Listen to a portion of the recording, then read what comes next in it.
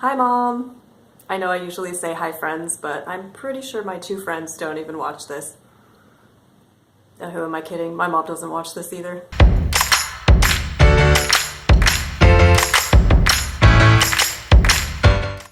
Today we have Kirby asking, how do you make outfits look effortless? Well, Kirby, you could just wear a giant Pikachu onesie. That's what I do. No, but it all starts with shopping. So when you go shopping, make sure you're getting timeless, classic pieces that fit you really well. It's okay to buy trendy things, but you don't want to overdo it on the trends and try to avoid fads. And I cannot emphasize the fit part enough. Getting the right fit is one of those things that will just make you magically look better, and people won't even really be able to put their finger on why. They'll just think, wow, that guy always looks so put together, even when he's just in a t-shirt and jeans. And so I made this helpful little chart. You can see we have good style and bad style, and no effort and effort. And you're going for no or minimal effort with good style, which could just be jeans and t-shirts and sneakers if they're nice jeans that fit you well, a nice t-shirt that fits you well and is in a color that's good for you, and just some nice sneakers that aren't dirty and worn. If you dress like that, you'll look better than the guy who tries to dress up and puts on a suit, but the suit doesn't fit well and then kind of goes overboard with accessories, putting on like a vest and a fedora and suspenders, I don't know, a flashy watch. He's gonna just look like he tried and failed. It's okay to look like you tried as long as you also look like you succeeded, but it sounds like that's not what you're going for.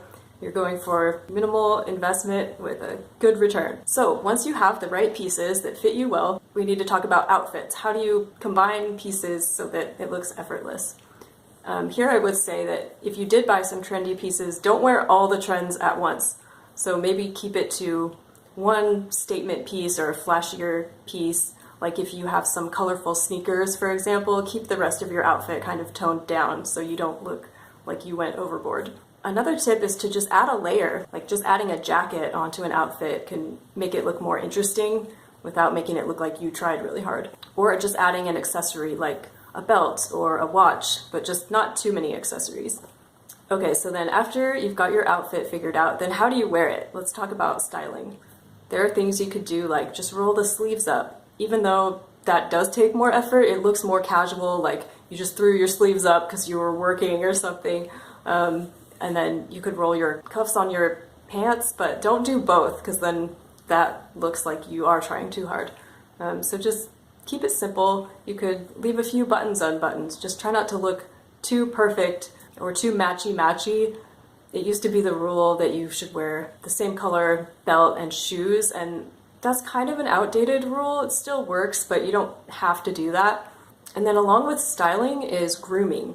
This is kind of like getting the right fit, where, for example, if you have a short hairstyle, just keep it trimmed neatly.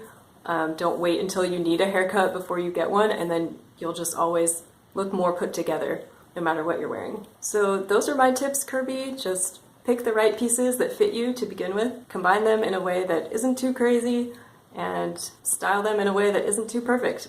And you should be looking effortless. So if you have any extra tips for Kirby, leave those in the comments below. And if you have a style question, send it to thegooddresser@gmail.com. Thanks for watching, and subscribe and hit the notification bell so that you won't miss next week when we'll hear from Dan about where to find jeans that aren't skinny jeans. All right, go out and make the world a better looking place effortlessly.